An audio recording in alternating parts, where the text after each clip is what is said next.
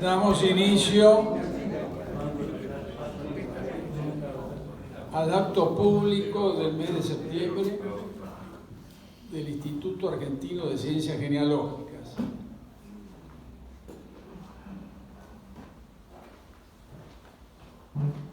Hoy tenemos como expositora a la señora Susana Domínguez Solar,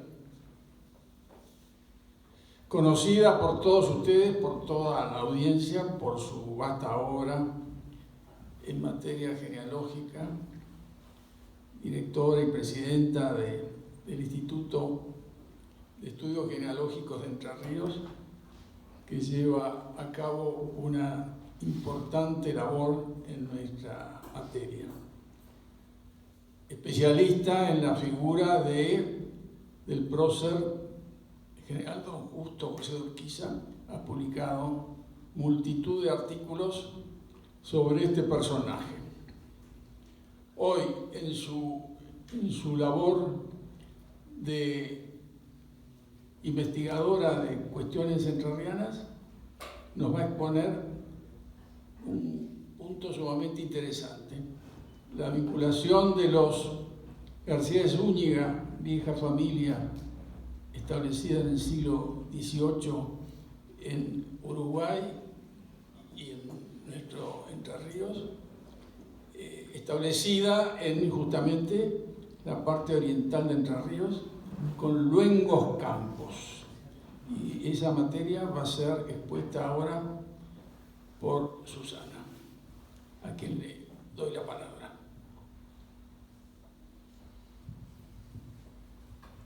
Quiero agradecer la oportunidad de poder presentar este trabajo. Tiene más de 30 años de estudio y siempre hablar en el instituto es un orgullo que nos den la oportunidad de exponer los trabajos aquí y compartirlo con ustedes. Voy a tener un pequeño problema, no es los PowerPoint que suelo hacer, porque no tengo fotografías de estas personas que son grandes personalidades de nuestra historia, de nuestra economía, de nuestra cultura, pero la verdad que si uno tiene un retrato es más fácil poder exponer y contar lo que le pasó.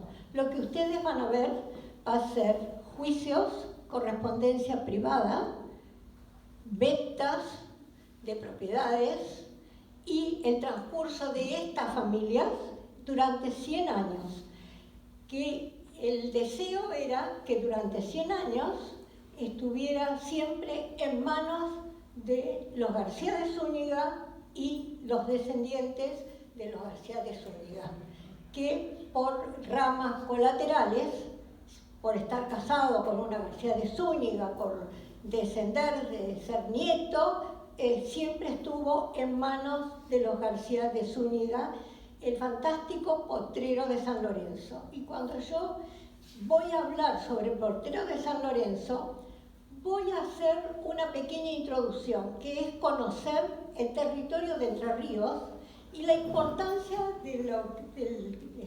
realmente de tener el inventario, como tengo, del Potrero de San Lorenzo. Lo que ha hecho el presbítero en ese tiempo, cuando aún no se había declarado el virreinato, cuando aún no se habían fundado las viñas, las villas, él ya estaba en posesión de esa tierra.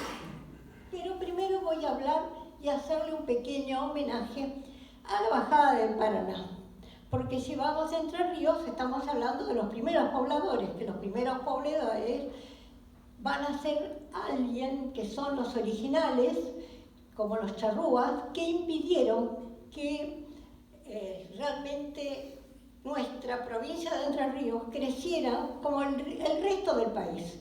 Nosotros, cuando no éramos nada, Córdoba tenía universidad. Todas las provincias del centro y norte estaban ya vivas y vitales, con cultura, con gente trabajando, mientras que Entre Ríos era una tierra desolada y se la conocía como la tierra de Entre Ríos. no tenía nombre propio y no fue fundada. Voy a mostrar la bajada de Paraná, porque a Garay nosotros le debemos que haya fundado Santa Fe, pero necesitaba un puerto. Y vio que entre el lado de la otra banda del río Paraná había barrancas. Y en esas barrancas había un sector que se adaptaba para el puerto. Ese es el nacimiento de Entre Ríos. Cuando hay un puerto, hay comercio. Cuando hay un puerto, hay cultura, hay milicia. Pero también hay algo que es muy importante: la iglesia, una capilla, un sacerdote. Y el gobernador de Santa Fe siempre consideró que la bajada era de Santa Fe. Y los terrenos que también él donó, suertes de estancias sobre la otra banda, eran de santafesinos. Es decir, que Entre Ríos nace como provincia de Santa Fe. Pasarán años hasta que deja y es reconocida, el territorio de Entre Ríos pasa a ser Entre Ríos. Pero esto yo muestro en unos dibujitos, que era lo que conseguí porque no tengo fotografía, muestro que desde Asunción, ¿qué necesitaban para ir a Buenos Aires cuando Garay, después de fundar Santa Fe, 7 años más tarde hace la segunda fundación de Buenos Aires? Entonces tenemos una unión Santa Fe, pero Santa Fe se une a través de la bajada con Buenos Aires. La bajada se une con Asunción a través de la bajada. Cuando se quiere reunir con Corrientes, que se funda en 1788 por Vera Ortiz, 1500, los años a veces se trastocan. Tenemos otro puerto. Quiere decir que Paraná pasa a ser un puerto sumamente activo, pero siempre como parte de Santa Fe. Sigamos adelante, que estos dibujos es como para mostrar que todos dependían de pasar por esa bajada. Hasta 1730 no se funda una villa en la parte alta de Paraná. Perdón, me parece que se te salteaste. No. Voy a acá. No. Bueno, este es el mapa de Entre Ríos, el que está a la izquierda. Me interesa mucho mostrarlo porque es un mapa del siglo XIX francés, en donde muestra muy bien las características del territorio de Entre Ríos, que es muy distinto a la conformación del resto del país. Primero, que es el único que está rodeado por ríos. Tenemos hacia la izquierda el río Paraná, que desagua en el río de la Plata. Sobre el este, el río Uruguay, que desagua también sobre el río de la Plata. Pero el río Uruguay está interrumpido por Salto Grande y Salto Chico, que eran unas piedras enormes a la altura de Concordia, que impedía que ese río, que era navegable, se interrumpía a la altura de Concordia. Muchos retomaban por tierra ese sector y retomaban porque desde Concordia hacia Buenos Aires había un movimiento frecuente de embarcaciones. Voy a mostrar la selva de Montiel. Con el cursor voy mostrando esta diagonal que nace podríamos decir, en el norte de Entre Ríos, donde está la zona de los arroyos de Carcarañá, Basualdo, porque como verán está encerrada en ríos. Bueno, esta selva fue la selva considerada más peligrosa y que también impidió el desarrollo cuando ya venían inmigrantes de esta zona, porque tenía una característica: árboles enormes de alto, pero desde el suelo una maraña espinosa que hacía sumamente peligroso cruzarlo. Decían la inexpugnable selva de Montiel.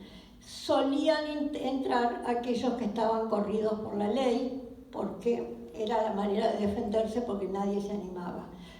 Pero yo muestro el recorrido. Quiere decir que también acá tenemos una valla entre esta zona del oeste para cruzar hacia el este. Vamos a ver también que de norte a sur tenemos el río Gualeguay. Divide de nuevo a la provincia en dos partes. Y en la tercera plano que dice topográfico, que se lo debo agradecer al Instituto Mañasco, se ve la cantidad de cuchillas. ¿Qué son las cuchillas? ¿Qué es el paisaje que nos enamora de Entre Ríos? Esas lomadas. Nosotros tomamos un camino y no es un camino de la provincia de Buenos Aires. Subimos, bajamos. Me acuerdo cuando veía los campos con lino y había viento, parecía que era un mar que ondeaba. Es decir, nos presenta paisajes distintos de Entre Ríos por su estructura distinta al resto de otras provincias. Sobre el este está el río Uruguay, que hoy nos separa del Uruguay, y ya aquí se ven algunas cuchillas, y voy a pasar a la segunda. ¿Cuál era el otro problema que tenía Entre Ríos? Sus gente originaria, los naturales, los indígenas. Los charrúas, si bien en su conformación familiar eran fieles al matrimonio, desde el punto de vista de actuación contra el blanco que invadía sus tierras, bueno, era un feroz y agresivo. Hay una historia de María Esther de Miguel, que escribió un libro, y cuando los charrúas se lo comieron a Solís. Y realmente ese también fue uno de los motivos porque los españoles en la conquista no trataban de avanzar sobre Entre Ríos, porque Solís había llegado a América buscando una salida al Pacífico por el rey de Portugal y encontró un agua dulce. Le pareció ese río de la Plata magnífico, que no sabía dónde lo llevaba, y hizo hacer una fundación. Baja él con los principales y caen los charrúas y se los comieron asados. A partir de ese cuento, los que quedaron en el barco hicieron vela y partieron rápido a Portugal y se empezó a difundir. Hay una zona que no se puede entrar. La corona española, ¿qué hace? Bueno, voy a mostrar este mapa que a vos te va a interesar. El potrero de San Lorenzo, esto que estoy marcando oscuro, es el río Gualeguaychú, que acá tiene un codo para encontrarse y desaguar en el río Uruguay. Este río Gualeguaychú separa la estancia de tu familia, que era Campo Florido, que es en este sector que estaba Campo Florido, que también es un García de Zúñiga, del señor Esteban Justo García de Zúñiga. Eran nada más ni nada menos que 44 leguas cuadradas el tamaño de la estancia Campo Florido. La de Presbítero la compra después, pero vamos a hablar sobre un militar e hidalgo, don José Andonaegui. La corona lo envía al Río de la Plata como gobernador para que libere la zona rica aparentemente, pero que está desocupada, del oriente entrerriano. ¿Qué hace? Cumplió dos misiones. Una de ellas tenía una misión con los jesuitas, que el tratado de 1750 decía que 7 misiones que estaban en territorio del Río de la Plata tenían que pasar al territorio portugués o brasilero. Esa misión le tocó a Andonaegui. Los jesuitas no querían dejar las 7 misiones y los guaraníes no querían pasar tampoco. Él lo logró. Pero la misión más difícil era, esto yo sé que me va a traer gente en contra, pero lo voy a decir, exterminar a los charrúas, que desaparezcan del territorio, que esto que parece tan duro, después no va a ser tan duro. Pero él que juntó distintas misiones de soldados, que eran pequeños grupos, los hizo como un regimiento. Ese regimiento lo organizó como un regimiento de caballería.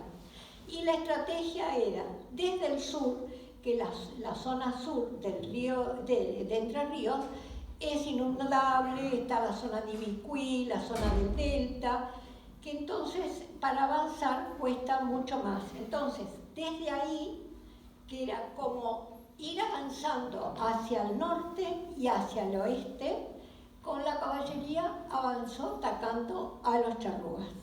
Los charrúas se defendieron valientemente, pero tanto españoles como charrúas regaron con sangre el territorio de Entre Ríos. Pero Andonaegui, cuando estuvo en Misiones, pasó por Santa Fe y estuvo en la zona de Carcarañá y organizó algo que nos va a sorprender. Voy a decir un término que no corresponde, pero fue como arreando a los charrúas hacia la zona del río Paraná, hacerlos cruzar, y cuando estuvieron en territorio de Santa Fe, los llevó al lugar en donde iba a estar una misión. No sé qué sacerdotes la llevaban a cabo, pero sí que había una iglesia y que estaba unos sacerdotes a cargo de esa misión. ¿Qué los esperaba a los charrúas? Una casa de madera con techo de paja, cantidad de caballos, de vacas, de ovejas y de herramientas. Y ahí viene la pregunta y depende quién me escucha, lo toma bien o a mal. ¿Herramientas para qué? Si ellos de la caza y de la pesca podían vivir. No, ya comenzaba, por eso había una capilla, por eso había sacerdotes, porque viene lo que nos critica, que hemos aculturado a los verdaderos dueños de la tierra. Yo sigo pensando que estoy muy feliz de vivir como estamos viviendo, y cada cosa tiene su tiempo, porque si no, elegiría ser egipcia, ser, no sé, ¿qué me sugerís? Sumeria, ¿qué les parece? Porque quiero seguir como eran mis antepasados.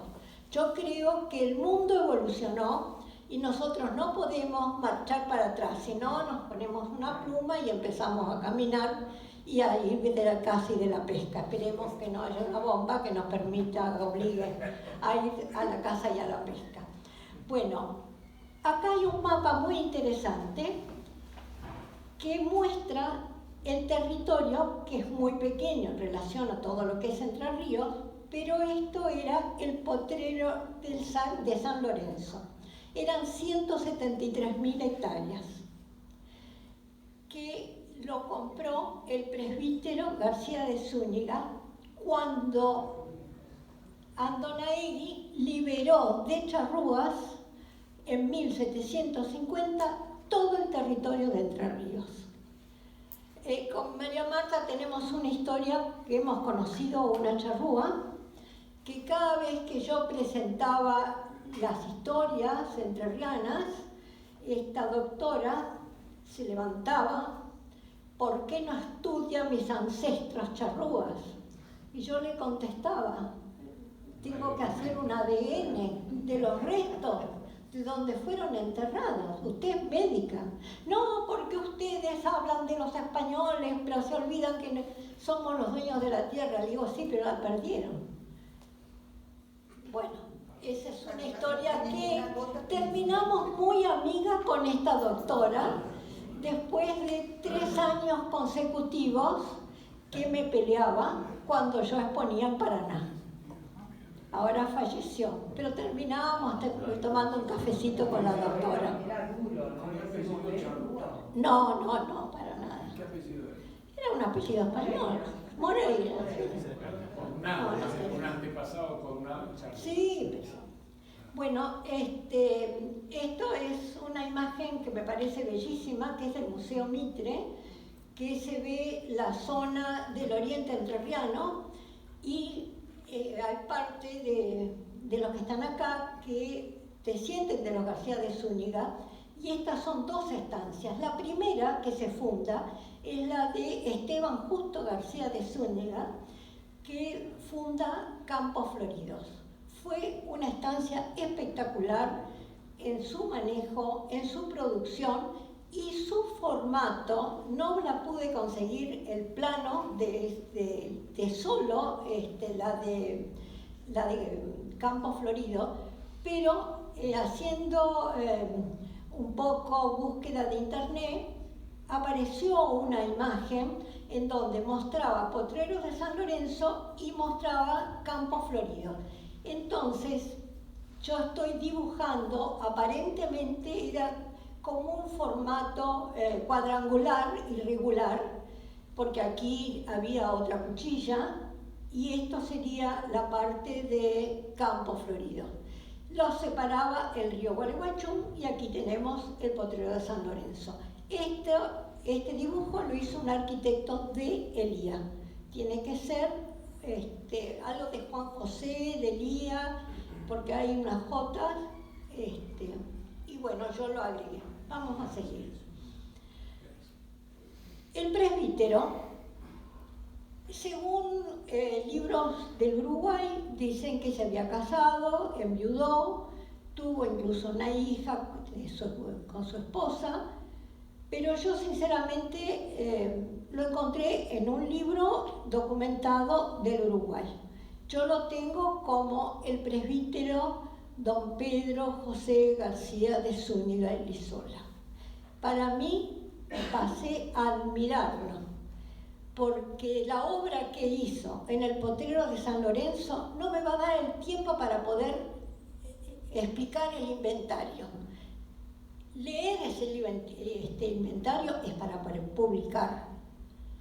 Él primero compra lo que vendría a ser la parte que está cercana a lo que hoy es la ciudad de Gualeguaychú, en donde gira, acá lo pueden ver, ven que yo estoy mostrando en la parte de abajo, todo esto es el potrero. En esta partecita, que es lo primero que compra, pero él no tenía dinero, y su hermano Esteban le presta el dinero para comprar este pequeño estrecho, que es donde él hace una gran construcción modelo. Yo no he visto otra estancia pensada y diseñada como la hizo el presbítero. Tenía oratorio y con lo que fue ganando y haciendo producir en ese pequeño campo, no era todavía todo el todopoderoso de 173 hectáreas, hizo su casa, una casa modelo, hecha en ladrillo y asentada en cal. Y ahí me preguntarán, ¿por qué en cal? Porque los que tenemos muchos años nos acordamos que competíamos con Amarita Fortabá con la cal de la costa del Paraná. Pero también estaba la calera de Barquín, que aún conservamos, y cuando digo conservamos, yo que como tengo muchos años y muchos años recorriendo Entre Ríos, he llegado a descubrir la parte del oratorio de la calera de Barquín. Hoy quedan unas piedras sueltas, pero realmente pertenecía a los jesuitas y estaba en el camino de los jesuitas, que es un tema que yo he estudiado mucho y me gusta mucho y después lo voy a hablar. Esteban le presta dinero y con lo producido en esta pequeña estancia, él llega a devolverle el dinero y comprar, vender voy a mostrar la imagen, al capitán Juan de San Martín, que era el gobernador de Yapeyú, que era una de las misiones que, una vez expulsados los jesuitas, nombraron a militares como gobernadores tanto en misiones como en cada misión. ¿Por qué digo esto? Y estoy adelantando el trabajo.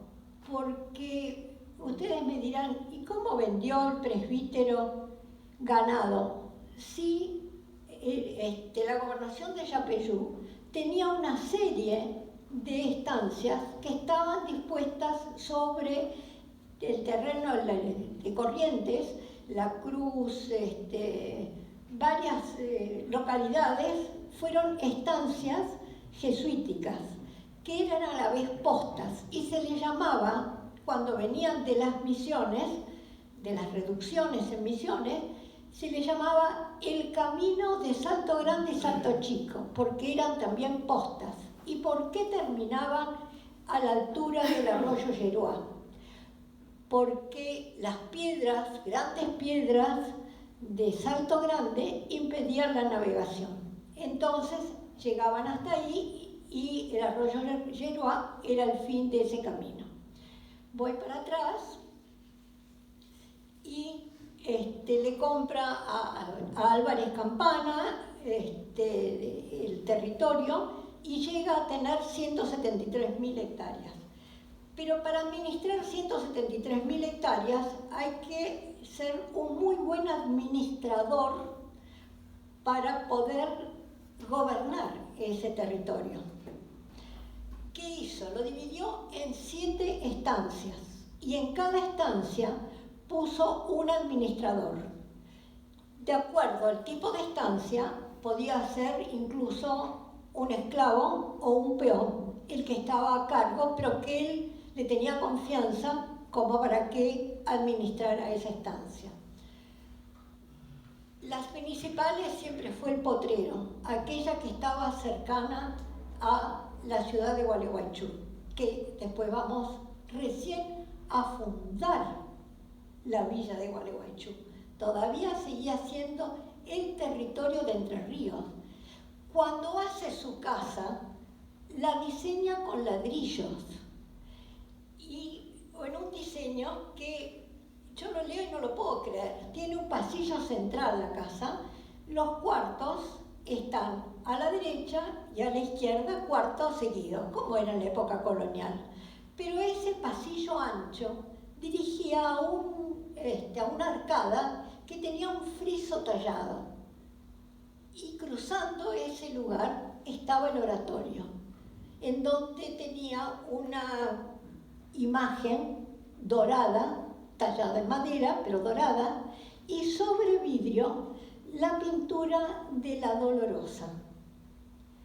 Todo eso a mí me conmueve, pero también me conmueve que tenía galpones con carpintería, con herrería, con subproductos que lo sacan del ganado, cueros, cebo, vela, etcétera, etcétera. Pero ¿qué es lo que tenía? Un taller de carpintería que las puertas de cada cuarto eran de 2 bandas. Pero tenía también cerradura. Estoy hablando de 1771, 1772, 73. No estoy hablando de 1800 y pico. Pero aparte, cada ventana y cada puerta tenía divisiones, en 4 divisiones para tener luz y para tener vidrio. Después, cada lote tenía también su función. Yo no me voy a pasar contándoles, pero por ejemplo, el de frutos, peras, manzanas, nísperos, menos bananas, todas las frutas que se le antojen se producía. Y él tenía 2 lanchas y con esas lanchas todo lo que producía iba a Buenos Aires. Y el taller de carpintería, y ahí se me ocurre inventar, porque no sé quiénes eran los carpinteros, pero pueden haber sido algunos guaraníes que después de expulsados, nosotros los encontramos en los libros parroquiales, los encontramos en los censos, que dejaban las misiones y trabajaban porque eran artesanos fantásticos en Corrientes, Entre Ríos, Buenos Aires y donde los contrataran. Ellos vendían a Buenos Aires mesas y sillas, puertas y ventanas. Quiero decir que con esa primera pequeña estancia hizo de un dinero para poder comprar el resto del territorio. Quiere decir que el potrero de San Lorenzo lo tenemos desde Gualeguaychú hasta el Arroyo de la China. El Arroyo de la China es donde está la estancia Santa Cándida, que fue el saladero de Urquiza, que después lo vamos a ver en otro momento el tema. Bueno, esto yo ya les conté, que le vendió, ¿y por qué le vende, teniendo estancias, por qué le vende ganado en pie el presbítero al capitán San Martín? Porque el ganado en pie era para todavía las misiones que estaban, propiamente dicho, misiones, porque el suelo de misiones da para la yerba, da para el té, pero no había grandes lugares para tener reproducción de ganado. Entonces la reproducción de ganado lo tenían sobre Corrientes, esas estancias, y se manejaba en la misión de Yapeyú. Yo admiro la misión de Yapeyú porque ahí estaba el conservatorio de los jesuitas y se construyó un órgano con cañas de tacuara que dicen los entendidos que sonaba como el mejor órgano europeo. Y los guaraníes tocaban instrumentos de viento, de cuerda y demás. Ese Yapeyú era el conservatorio. ¿Cómo no hemos guardado, no hemos conservado eso que nos quedó? Muy bien, expulsaron a los jesuitas, pero ¿por qué no se mantuvo, no se cuidó ese conservatorio? Porque lo que llegó a vivir el capitán, nada de eso le quedaba. Eso es porque amo mucho todas las cosas que encontré. Pero la casa esa que vos decís del sí, presbítero, sí. ¿conserva esa casa? No, bueno, pero ahí viene la historia de Entre Ríos. Desgraciadamente la historia de Entre Ríos es para hacer y pelear. Y siempre tenemos problemas, no, ahora no, tenemos algunos nomás. Pero yo les conté que el presbítero, como su hermano, y como otros, como los Ray, que a lo que fue la villa de Gualeguaychú, al sur, tenía la calera uno de los Ray. Y sobre el río Gualeguay, que yo les mostré, pero no sé si les conté sobre el río Gualeguay que corta Entre Ríos en dos, y que nace, otra de las cosas misteriosas de Entre Ríos, nace entre dos departamentos, San José de Feliciano y Federación. ¿Pero cómo nace? Yo he visto nacer un arroyo en Entre Ríos. Aparece entre el pasto como un globito, como algo de agua, y esa agüita empieza a buscar un surco, y empieza a buscar, empieza a correr, y se va haciendo arroyitos. Y que termina el arroyito en otro arroyito o en un río. Saqué una fotografía planetaria que son tan modernas y mostraba en esa, no la pude poner porque no se ve nada, no tiene contraste, pero cuando uno ve ese mapa parece que es un encaje Entre Ríos por la cantidad de arroyos y pequeños arroyos que tiene. Tengo que hablar de Bucareli.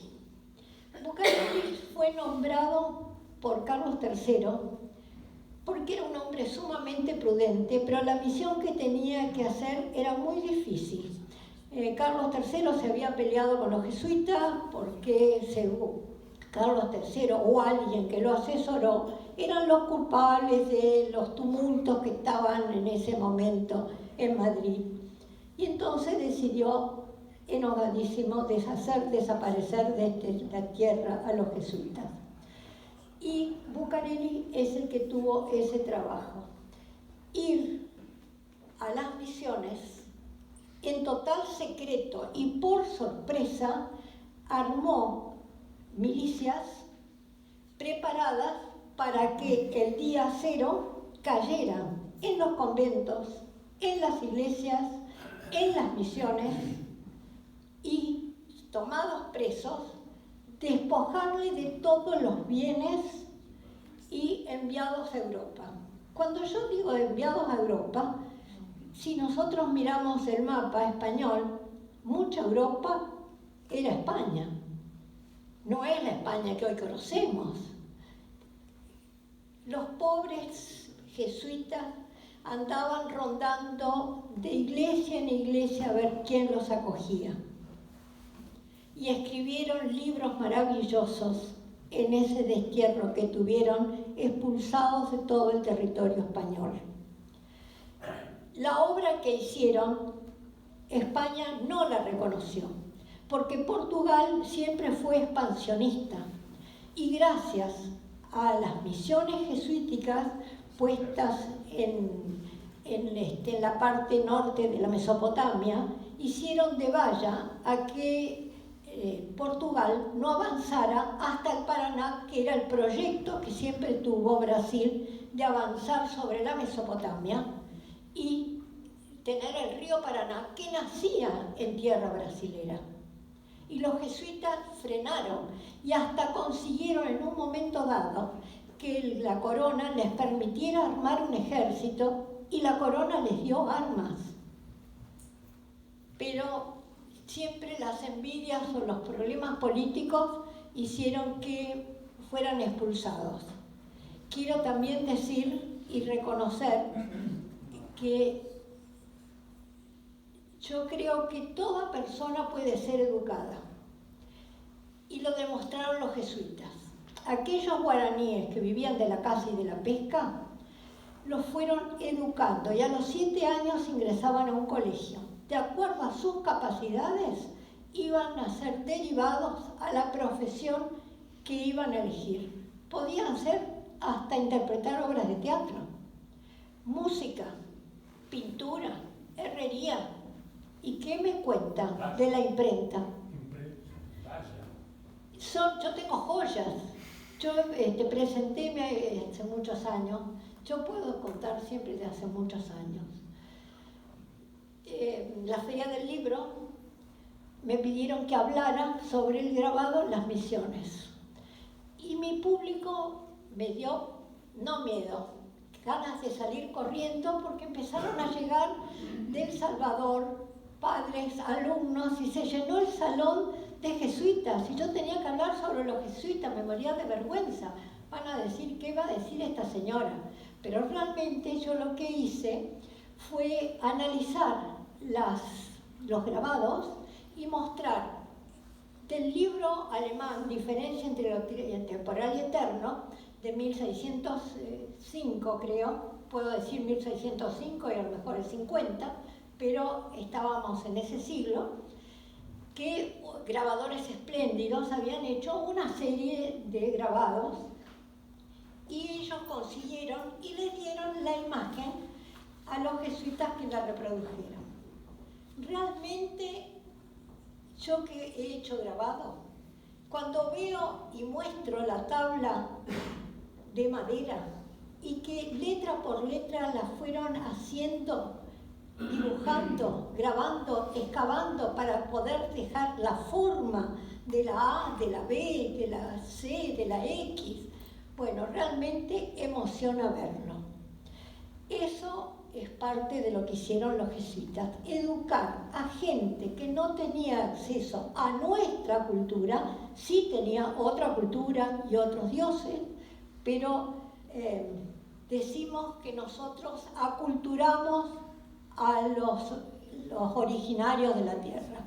Pero la evolución del mundo no puede quedar, mañana va a venir uno de otro planeta y van a decir que somos unos burros y que tenemos que vestirnos con trajes plateados. Así que a Bucareli, ¿qué le agradecemos? Al expulsar a los jesuitas, nuevas tierras fueron entregadas a aquellos que quisieran trabajar o tuvieran contacto con el gobierno. Entonces, hay cantidad de estancias de latifundios que pasaron a manos privadas y en plena producción. También, también lo nombró después gobernador y después fue virrey a José Vértiz y Salcedo. A él le debemos, bueno, haber modernizado nuestra ciudad de Buenos Aires. Desde hacer 2 cuadras con vereda, me imagino, con los vestidos largos, habrá sido como, no sé, como una pasarela de París. Se preocupó del agua potable, se preocupó que las villas que se fundaran tuvieran un puerto cercano, que tuvieran el diseño de Damero, que es el diseño hispano-español, hispanoamericano, podemos decirle, y lo nombra Tomás de Rocamora, el trabajo de recorrer el territorio de Entre Ríos. Seguimos siendo Santa Fe. Miren los años que han pasado y pertenecemos a Santa Fe. Y es cuando Rocamora escribe con el virrey cartas de lo que va viendo mientras recorre y encuentra unos pobladores en un lugar, en otro, y el virrey le dice, trate de juntarlos y forme 5 villas. Bueno, llegó a fundar 3 villas. La primera fue Gualeguay, que ya había un grupo bastante importante de gente que estaba alrededor de una capillita y que estaban peleados porque la capillita, unos decían que tenía que estar ahí y otros en otro lugar. Fue Rocamora, los organizó y se funda Gualeguay. Los de Concepción del Uruguay estaban en donde está el arroyo de la China, que había una especie de puerto en Chandaquieta. Es un apellido vasco que no lo pronuncio tan bien como tendría que pronunciar. Y le dijo, no, esta zona es inundable, no les conviene. Lo llevó 20 kilómetros al norte y es la ciudad de Concepción del Uruguay, que tenía posibilidad de expandirse. Y siempre dejó a lo último Gualeguaychú. Nosotros, voy a retroceder no estoy retrocediendo nada. Al mapa, al plano. Sí, a este. Fíjese, aquí yo estoy marcando, es el potrero. En esta zona estaba Ray. No sé si Juan o Agustín, porque los dos fueron caleros. Uno estuvo sobre el río Uruguay y el otro sobre el río Gualeguay. El río Gualeguay, aquí por ejemplo en este mapa se ve que es como una culebrilla que corta el Entre Ríos. Fue Rocamora el que le propone al virrey, pero no le propone al virrey porque sería una falta de respeto. Simplemente cuando él escribía le decía en Entre Ríos tal cosa, en Entre Ríos tal cosa, y el virrey que estaba en Montevideo le contestaba, haga tal cosa en Entre Ríos. Y así pasó a llamarse y será Entre Ríos su nombre, pero nació como lugar de Entre Ríos. Vamos a seguir. Bueno, el testamento del presbítero. El presbítero realmente fue, como les dije, una obra magnífica, y el potrero de San Lorenzo ha sido estudiado por grandes investigadores, por grandes historiadores, que yo estoy en una escala muy baja, pero yo lo que busqué es mostrar al hombre, al lugar, el escenario en donde un presbítero construye una estancia modelo, pensar dividirla en 7 estancias. No había alambrados. ¿Qué tenía para dividirlas? Bueno, el palo a pique para cierta parte, pero aprovechaba los lugares naturales, un monte, porque en Entre Ríos, donde hay un arroyo, está el arroyo del Monte Cortina, es que crece naturalmente una vegetación bastante de arbustos y de árboles no muy altos, pero están. Todo eso él lo fue organizando en 7 estancias. Y, por ejemplo, leo en una que dice animales de cerda. Y yo digo, serán lechones. Porque lo otro, No, porque tiene que ser doméstico, los tenés encerrados en un corral. Otro para vacas. Bueno, y los de árboles frutales es como para no creer la cantidad de fruta que iba a Buenos Aires del potrero de San Lorenzo. A los 65 años, tengo mucho que leer, porque si no, lo voy a contar con las mías y es mejor que lo cuente el presbítero. Sintiéndose enfermo, dice texto, pero no puedo leer, no estoy acostumbrada. En el testamento tiene 38 ítems, no dejó nada librado al azar. Ahí aclara algo que no les dije, que esa primera estancia que tuvo la puso a nombre de su cuñado, que su cuñado era nada más ni nada menos que Juan Ignacio de Lía y Larraz, que llegó con la armada de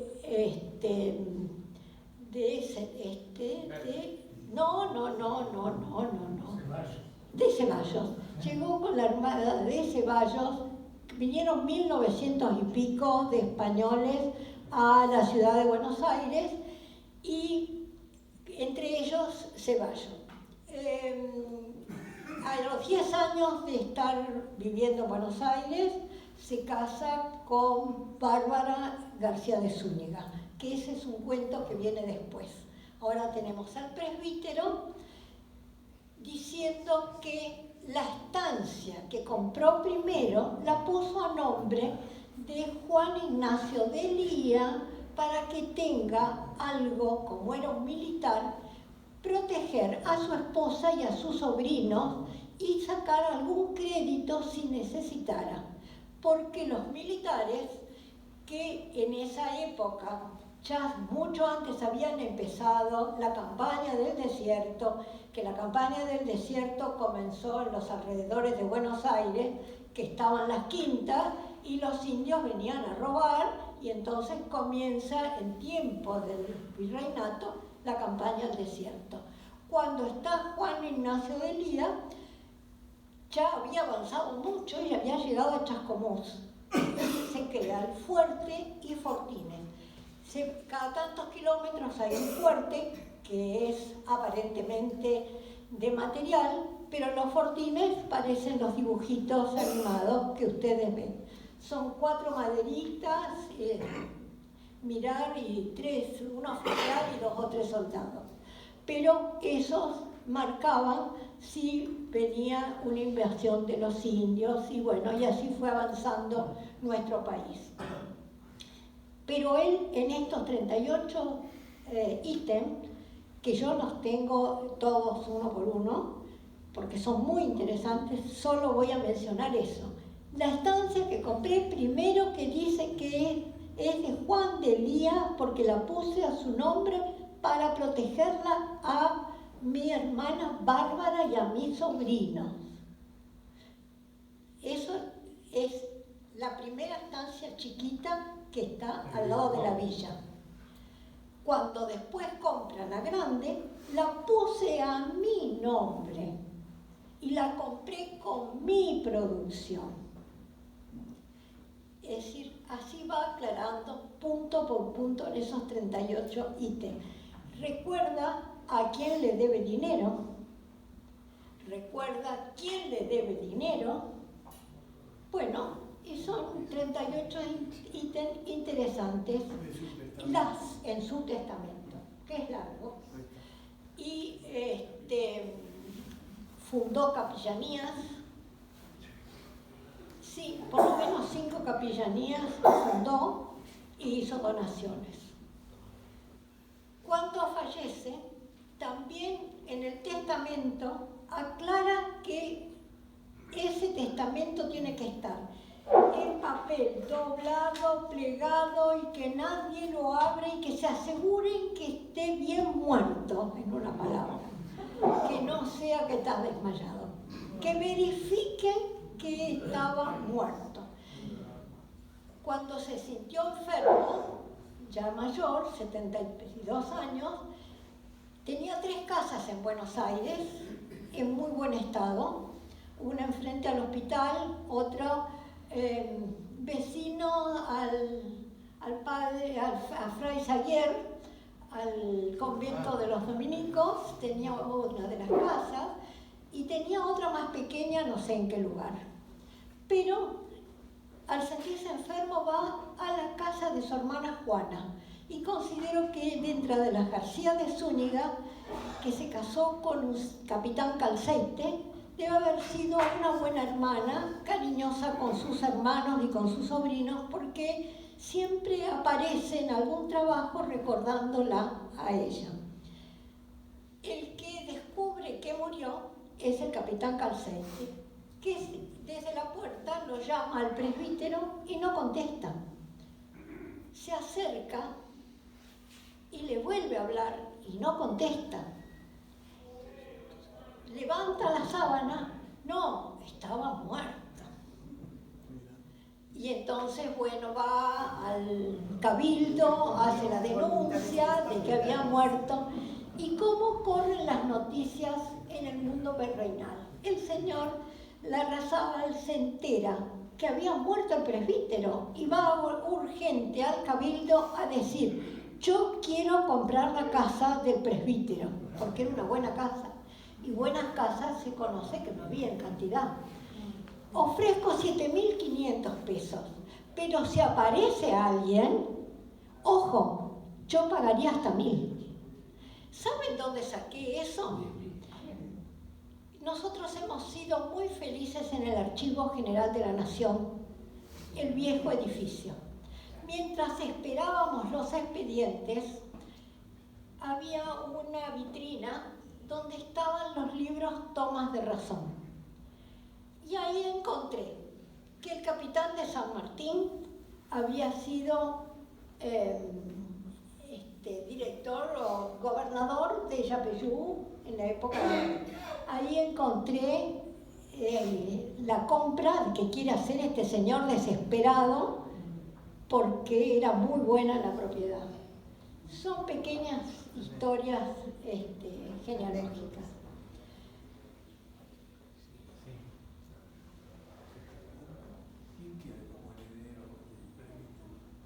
Todo viene a su tiempo.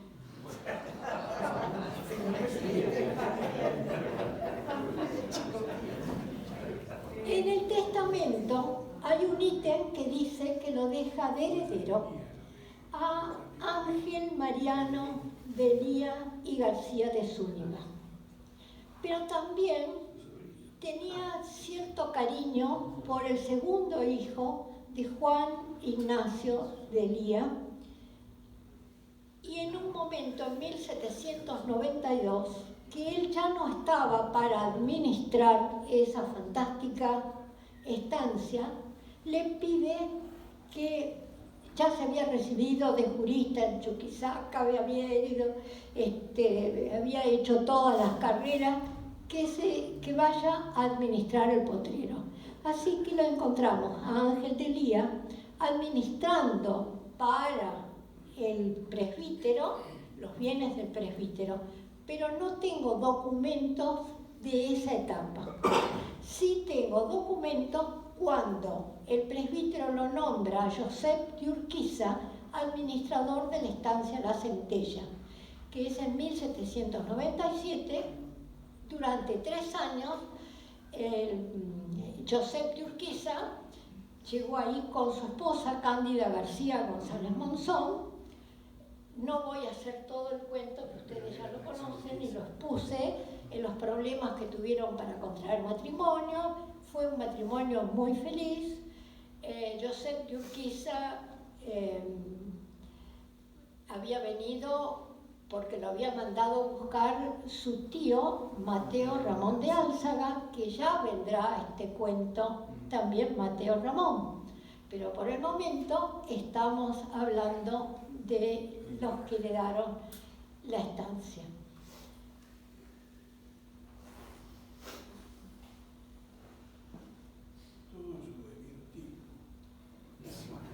No, que tengo que... Bueno, es una breve y nada más que mención de los García de Zúñiga. Yo tengo en mi trabajo desarrollado toda la genealogía y aparte me ocupé de varias ramas de hacer extenso que, por ejemplo, en Chile presenté el de una nieta de García de Zúñiga, muy interesante, que se casó con un chileno y llegó a ser una García de Zúñiga, primera dama de Chile. Pero en este caso yo no toco nada de esos otros cuentos de los García de Zúñiga. Pero sí me interesa decir que 3 hijos de Alonso García de Zúñiga fueron estancieros, es decir, fueron productores. Hablamos de Esteban Justo, que fue el propietario de Campos Floridos, el presbítero, el potrero de San Lorenzo, y de las temporalidades, expulsados los jesuitas, Juan Francisco adquiere una estancia que abarca las 2 bandas del río Uruguay. ¿Qué decimos las 2 bandas? Parte está en Entre Ríos y sobre el Uruguay, República Oriental del Uruguay hoy, está una estancia que es famosa, Timote. Esa estancia la fundó Juan Francisco, pero a poco tiempo de fundarla murió y él se había asociado con un cuñado que también era gobernador de las Misiones, pero al morir Juan Francisco se disolvió la sociedad y yo no conozco cómo siguió la historia de Timote.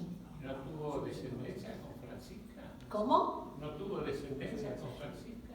Sí que tuvo descendencia, pero esa estancia desapareció en la familia.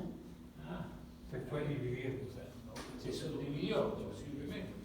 No, sí, no, como no tengo documentación, Claro. yo no me gusta inventar. Yo tengo actas así de expedientes. Saco fotografía y tengo, y no sé qué hacer con tantos expedientes. Si no tengo expedientes, no me sirve el cuento. Sí sé que a las temporalidades, que eran esas estancias que dejaban los jesuitas, esta que fue después llamada Timote el Casco, la había comprado Juan Francisco asociado con un cuñado. Muerto Juan Francisco, la sociedad se rompe y ninguno de los dos me aparece como propietario. Pero tendría que estudiar ya en el Uruguay qué pasó con Timote. Las hijas casi todas fueron casadas con militares y Juan Estanislao, que es el único varón que no tuvo estancia, no conseguí demasiados datos de la descendencia de Juan Estanislao. Los demás sí se casaron todas con militares. Delía, María Josefa se casó con el viudo Warnes, un hombre muy poderoso. Juana con el capitán que vio que estaba muerto el presbítero. Joaquín Bedoya también tenía un grado militar. Ángel Lascano, el que fue gobernador de las Misiones, socio de Juan Francisco, y de Estanislao, sin más datos. De los otros sí los tengo casados, las hijas, pero bueno, hasta ahí he llegado. pero 3 hijos fueron propietarios de grandes estancias de Alonso García de Zúñiga. Juan Ignacio de Elía y Larraz vino con la armada de Ceballos, una armada que no voy a contar porque fue una armada que se perdieron, la nave capitana estaba por un lado, la cantidad de navíos que venían, los agarraba una tormenta y agarraban otro rumbo, y en un momento dado llegaron al puerto de la ciudad de Buenos Aires y ahí baja el Ceballos, don Pedro, teniente general, quería darle los grados, teniente general, don Pedro de Ceballos, a la ciudad de Buenos Aires como gobernador. Pero anduvieron dando vueltas y es muy gracioso el inventario que traían, porque había una nave todo de bebidas. Tenían hasta champán. ¿Cómo estarían de preocupados cuando esa nave no aparecía? Bueno, Juan Ignacio de Elía fue el heredero del potrero de San Lorenzo. Aquí omití una cantidad de juicios entre el presbítero y Juan Ignacio de Elía, que en algún momento los publicaré. Siempre es por pesos más, pesos menos. Uno de ellos es muy gracioso porque aparentemente el presbítero le pidió plata prestada a Delía porque se le había inundado el campo. Ustedes saben que estar entre el río Gualeguaychú y el río Uruguay, una creciente, las tierras bajas se inundan. Y necesitó dinero, parece que Juan de Elía le prestó unos pesos. Esos pesos, tantos incidentes y juicios generaron que realmente uno tenía ganas de decir, bueno, se los pago yo. Finalmente, quedó esa deuda impaga. Delía no la pagó, el presbítero jura que la pagó, muestra los que llevaron el dinero a entregarle a Delía y le pidió que jurara ante el juez que realmente no había recibido, y él juró ante el juez que nunca vio un peso. Así que saquen conclusiones. Esa plata quedó una deuda que alguien pagará. ¿Lo designó heredero? Lo designó heredero. ¿Pese a los pleitos? Pese a los pleitos. O al sobrino Y no, porque tenía que haber heredado a Ángel, pero él exigió, por estar casado con Bárbara, que era hermana del presbítero, pidió ser él el heredero. Es decir, el cuñado. El cuñado. Los pleitos que tenía sus hermanas. No empezaron todavía los pleitos, tenemos un pleito grande, nada más, que es el que te conté. Susanita, ese es el antepasado del ex marido de Sonia, mi hermana, de Juan de Elía. Juan Claro. Mariano de Elía. Sí. Es el antepasado, Bueno, abuelo Chorno. sí, bueno, tengo mucho para contarte de Claro. ella. Bueno, sí, realmente en 1800 murió el presbítero. El albaceas fue su hermano Juan Francisco García de Zúñiga, que lo nombré recién, pero tuvo, yo digo, iluminación de hacer un inventario hasta el último eslabón que tuviera el presbítero. Tiene muchas páginas el inventario y realmente es atrapante, porque no deja nada de conocerse. Yo no lo tengo acá, sí tengo una hojita.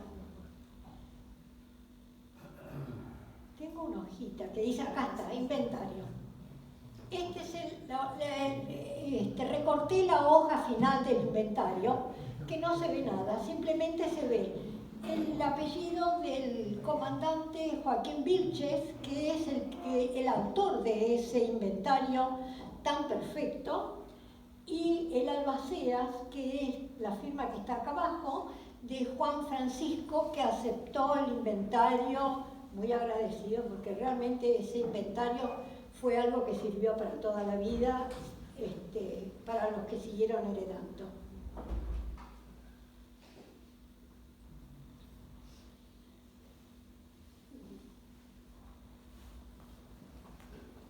Juan Ignacio, el testamento, ya les... bueno, en el testamento por lo general contamos qué es lo que... a quién nos encomendamos, a Dios, a la Virgen, si ese es nuestro credo, si tenemos otro credo, al Dios que cada uno cree. Pero sí, se encomendó a muchísimos santos, pero en ningún momento dijo que debía un centavo.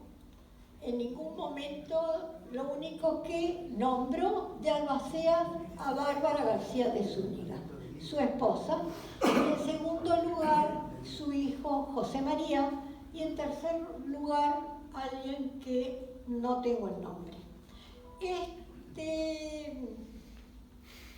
Esta segunda parte tiene una historia más larga. Tuvieron 12 hijos e intenté hacer los cuadraditos que yo solía hacer, pero la verdad que en la diapositiva no me alcanzaba, entonces simplemente hice el listado con quién se casó cada uno de sus hijos y desarrollo la descendencia en un documento escrito. Pero los que nos manejamos con diapositivas estamos muy limitados a lo que podemos poner. Se casaron muy bien, María Josefa con Genara, con Guarnes, que era una familia muy poderosa. Ángel Mariano se casó con Isabel de Álzaga, que es la hija de Mateo Ramón de Álzaga. Claro, es sí. mi ídola. Es la hija de Mateo Ramón de Álzaga. Muy bien. Y de Francisca Cabrera. ¿Sabes? Sí. Es una mujer extraordinaria que admiro. Y una calle no sé, una calle podía ser de los barrios nuevos, debe llamarse Isabel de Álzaga. Wow. José María es el que es abogado, que sigue los juicios que inicia Bárbara García de Zúñiga. Hay dos María Manuela, una que no se sabe cuándo falleció y la otra que se casa con Zenón García de Zúñiga. ¿Qué pasaste, Susana, el matrimonio con Gregorio Francisco Javier Argerich? Ah, sí, Justa se casa con Argerich y un buen casamiento también. El de María Toribia con Tucoslaí. Después hay dos que no sabemos de quién es, creo que vos tampoco. Víctor Pombo debe haber venido con alguna expedición y Ferrán, Manuel José, que casó con Pilar Ferrán. Catalán, pero ¿lo ubicaste? Yo soy Ferrán, pero no la ubiqué. Yo tampoco lo ubiqué. No. Pero bueno, es la descendencia de Juan Ignacio de Lía y doña María Bárbara García de Zúñiga. Pombo de haber sido un gallego. Sí. Sí. No dice nada, no aparece, busqué por todos lados. Vamos a empezar con un juicio. Doña Bárbara queda viuda y albacea si un día recibe la noticia ingrata de ¿Es hora de terminar? Bueno, de que tiene una deuda impaga y que ella, al ser albaceas, tiene que presentarse ante el juez. Lo voy a hacer todo mucho más rápido. Lo nombra a su hijo, José María, que la represente, y la deuda es porque su hija, María Rosalía, que no la nombré, porque es la que llevará juicios durante 2 generaciones. Ingresa como monja en el convento de Córdoba, pagan la dote de 2.000 pesos pero esa dote nunca la pagó Juan Ignacio de Lía. Era bravo. Y doña Bárbara está permanentemente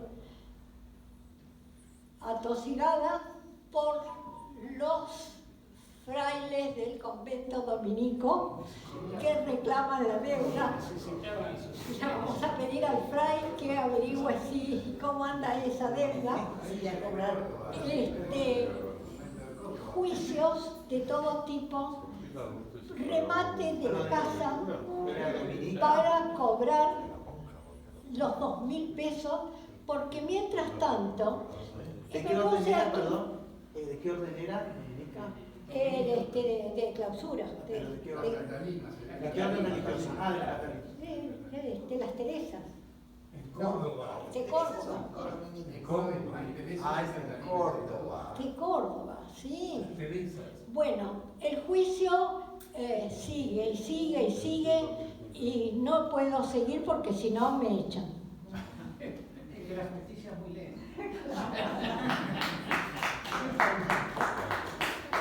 Ahora aparece un juez que es el que hace arbitraje, es el arbitraje de estas deudas que dejó Juan Ignacio de Lía.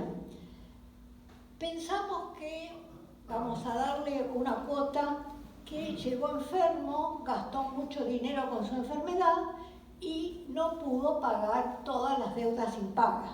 Al presbítero, a los monjes del convento y a las monjas que también tienen un representante y se presentan, porque mientras tanto María del Rosario es monja de velo blanco.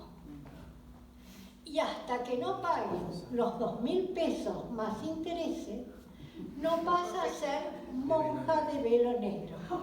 ¿Quieren que aclare? No. Llegó a ser priora del convento, murió a los casi 72 o 71 años en 1846 y llegó a ser priora. Pero pasó mucho tiempo por no pagar su dote. Tenía el campo, lío para sostenerse. No me preguntes por qué no lo pagaron. Yo tengo los papeles. No tenía disposición. Ella era hija de Juan Ignacio. De padre. Era hija de Claro, Juan Ignacio. María del Rosario. Bueno, acá yo lo que voy a terminar con esto es cómo terminó altos así de juicios que tengo. Entonces nombraron a un juez árbitro, el que va a decidir quién va a pagar, cómo se va a pagar y quién va a ser responsable. Lo voy a leer. Al ser nombrado heredero de la estancia Potrero de San Lorenzo, Mariano Héctor de Lía,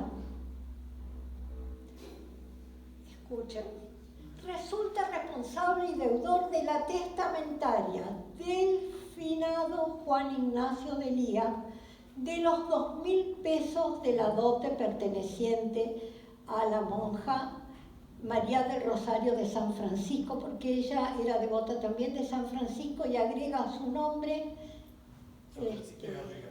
María del Rosario de San Francisco. A la estancia, resulta responsable y deudor de la testamentaria del finado Juan Ignacio de Lía, don Ángel Mariano de Lía, su hijo. Después de hacer la compra de las estancias, decide el juez que es el responsable de pagar todo lo que se debe, porque es el que tiene más capacidad de dinero que todos sus hermanos. Entonces le toca a Juan Ignacio de Lía, lo voy a hacer breve, pagar una deuda de 26.000 pesos de aquella época.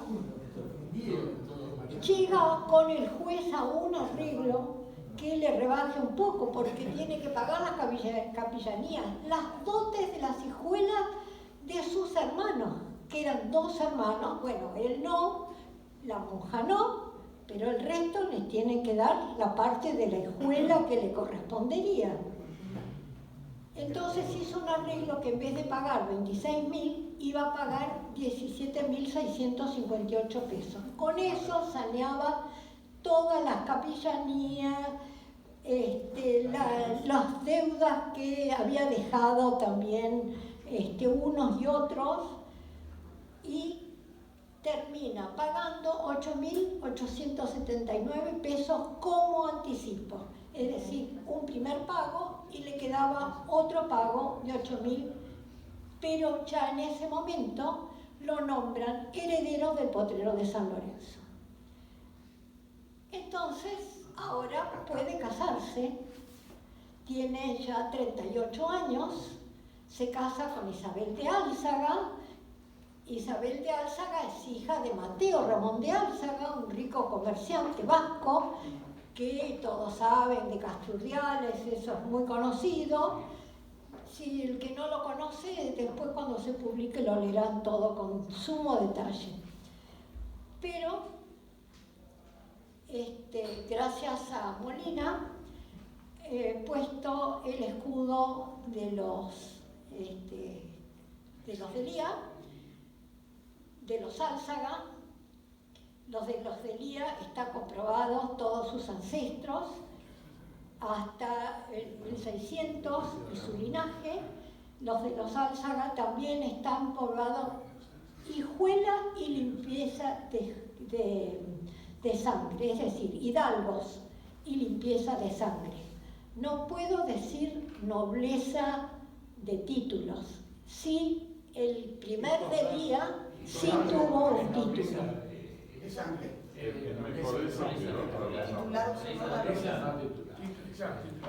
Isabel de Álzaga vive en el mundo de los Saavedra. Su madre era Saavedra. Francisca Cabrera Saavedra.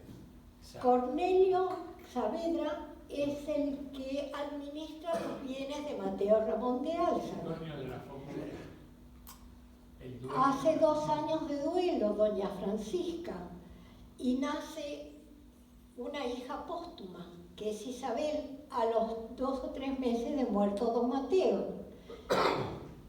Y el administrador de todo esto es Cornelio Saavedra, que en ese tiempo era jefe del regimiento Patricios.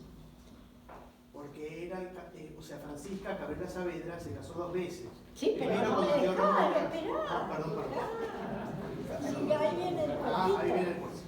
Perdón. Bueno, Isabel de Álzaga, lo único que pudo estar con su madre fueron esos 2 años de duelo, que en aquella época, en los 2 años de duelo, eran muy rigurosos para las viudas.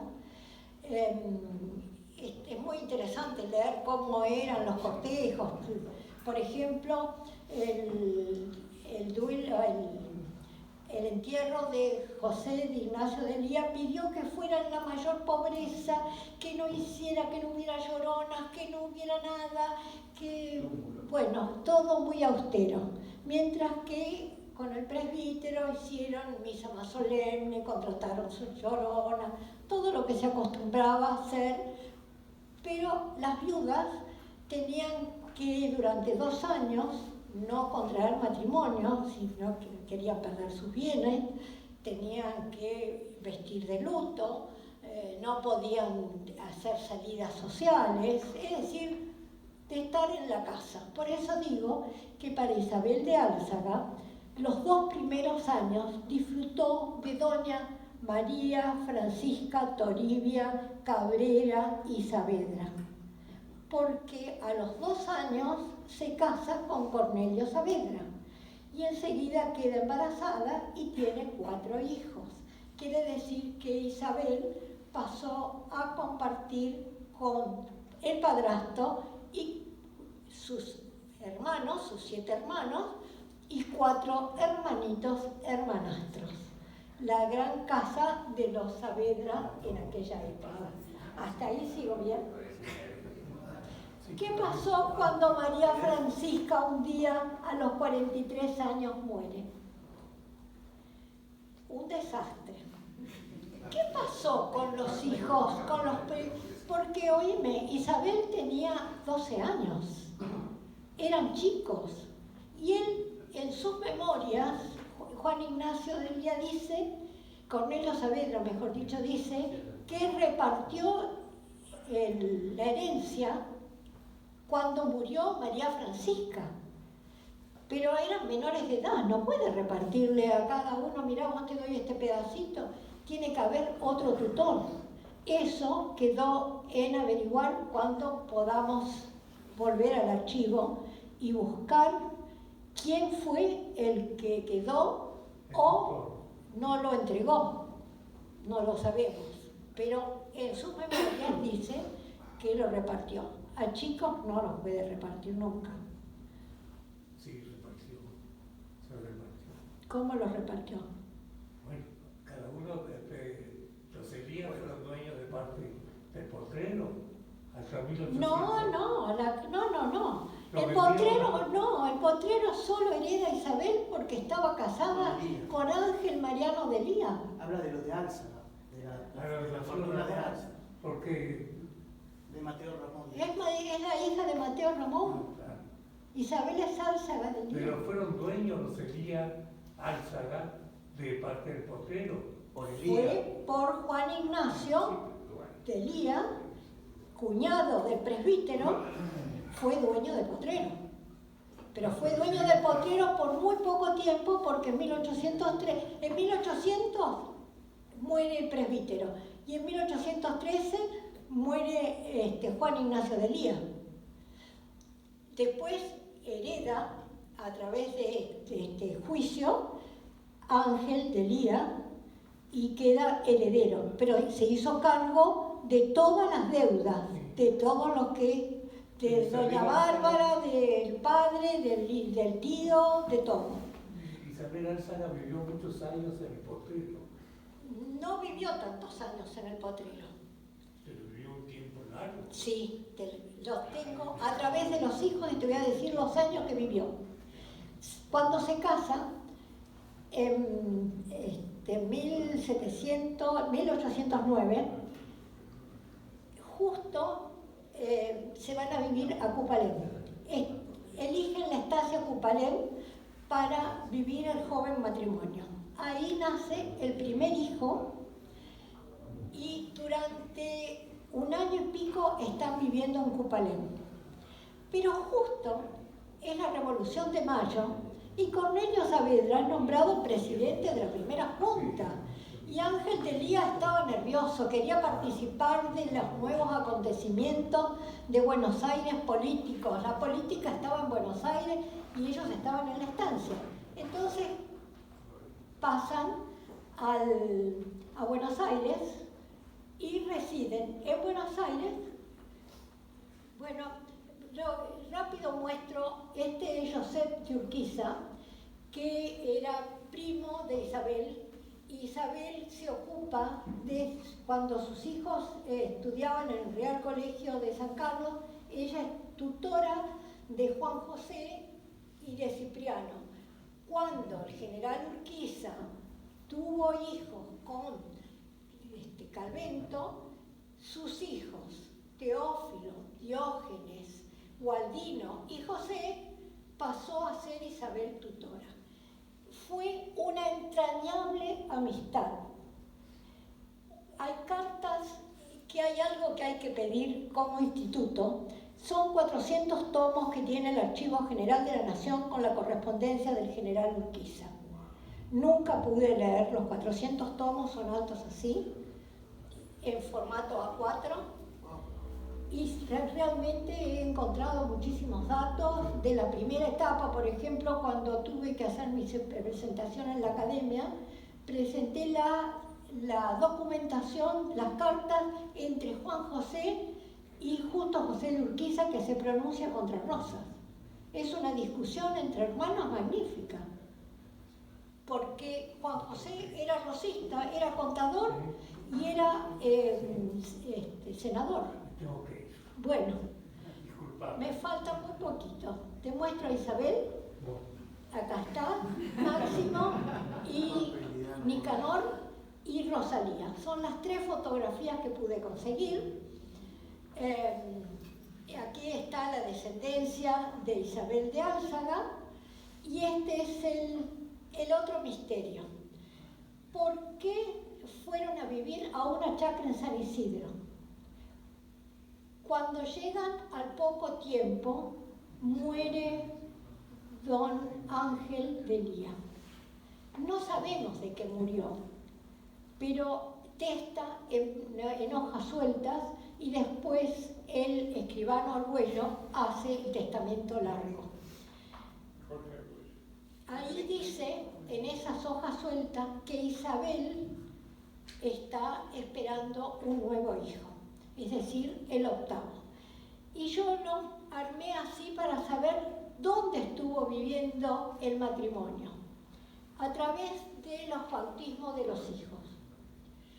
Es decir, aquí tenemos a Nicanor en Cupalén. Viajan a Buenos Aires porque estaba Cornelio Saavedra en la primera junta, quería participar. Es nombrado diputado Ángel de Lía en 1812. Siguen en Buenos Aires, nace Rosalía, Isaías también nace en Buenos Aires en 1815. 1817, 1818 están en Cupalén, en época en que los caudillos entrerranos estaban robando para pelearse. Estaban los de Artigas y estaban los que estaban en pro al gobierno central de Buenos Aires, que eran los directores.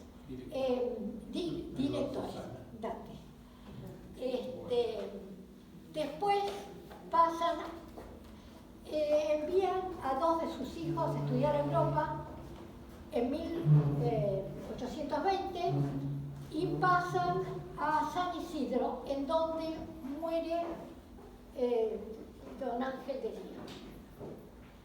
Nace la primera hija póstuma,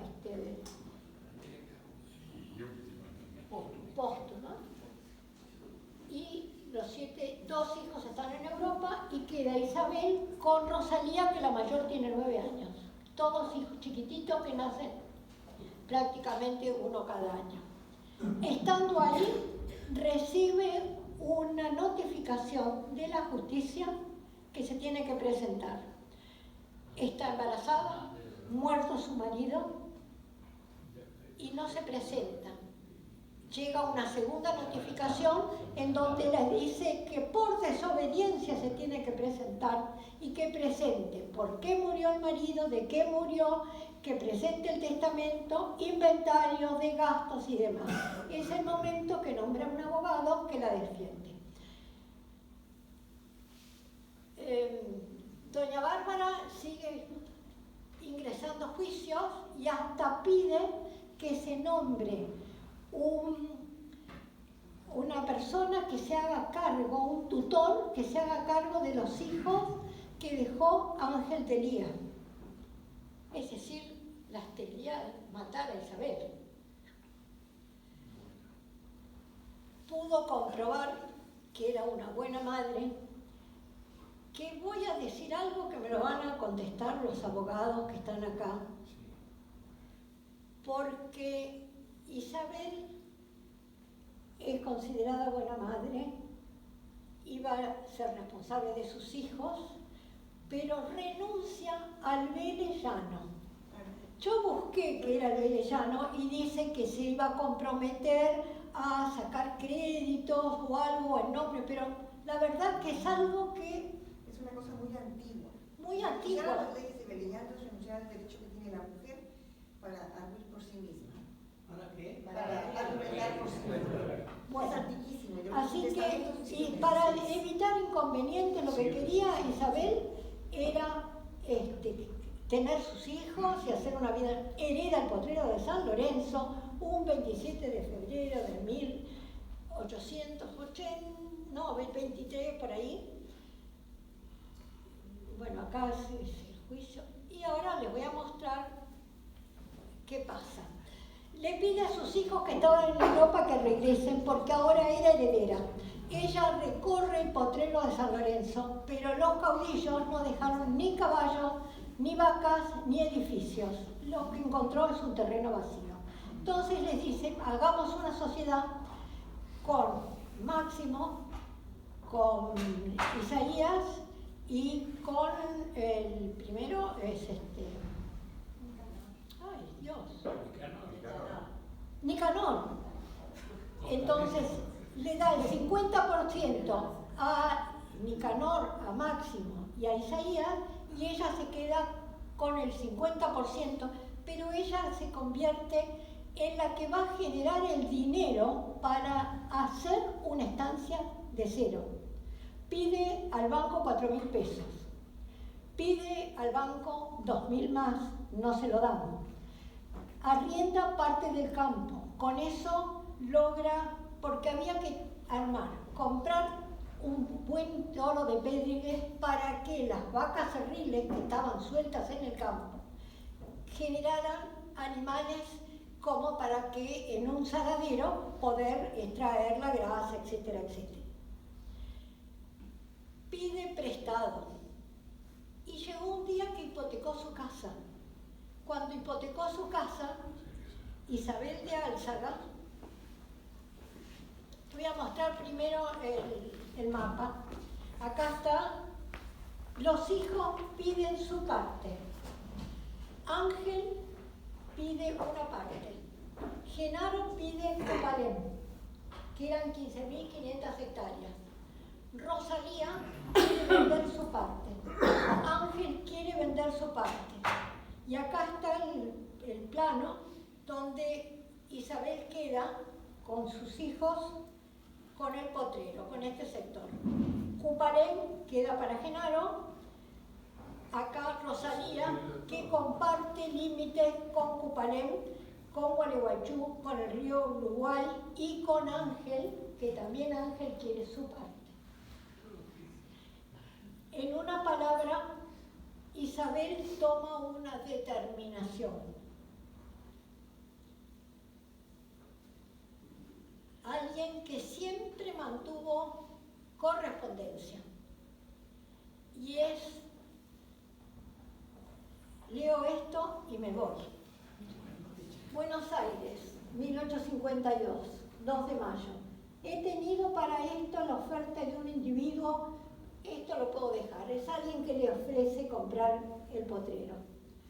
Pero hace un espacio, advierte pues mi querido sobrino, que 2 son mis exigencias, vender y que tú compres lo que te conviene. Pues de esta manera, yo y mis hijos dispondremos libremente de lo que nos corresponda y llenaremos nuestras infinitas necesidades. Se apagarán los disturbios de mi familia y yo concluiré tranquila mis días que me restan y veré siempre con gusto y daré dinero a mis deudas, esos bienes que tanto he querido. Dígnate darme una contestación y eternamente te seré agradecida, tu afectuosa tía y segura servidora.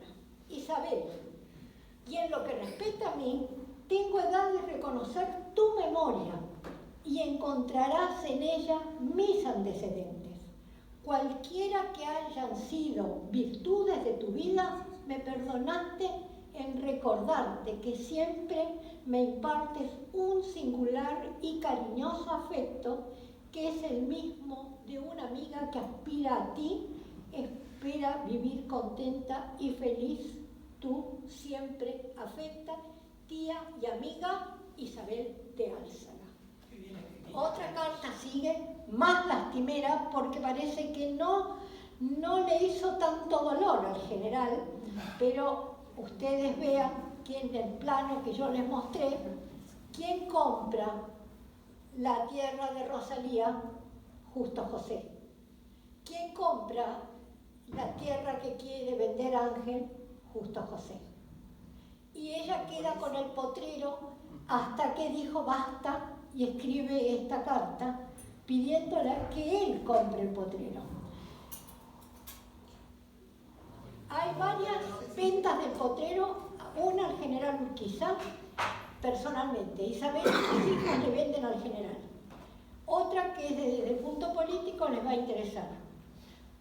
Vende la sucesión, muere asesinado el general Urquiza, nadie de la sucesión se quiso hacer cargo del Saladero. Lo arriendan por unos meses a Benítez, que era un banquero y que tenía Saladero, y lo termina comprando Ambrosio Lezica y Anacarsis Lanús. Estos dos personajes yo los tengo visto en distintos momentos en Concordia, cuando Mitre está residiendo en Concordia cuando fue la guerra de Paraguay.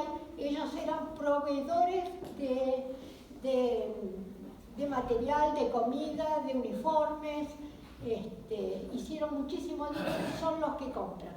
Y ahí seguirás vos con los Unzué. No, Lucio. Sí. Lucio Pérez. No, ¿quién es el que va? Lucio Pérez. Los Lezica y Lanús hicieron un negocio comercial, comprar en tiempo que las guerras jordanistas no había gente que quisiera invertir en Entre Ríos. Estamos hablando de 1872, estamos en plena campaña de guerras jordanistas. Entonces compran Lanús y Lezica, pero a Saturnino le vende el Saladero y a Mariano le vende el Potrero.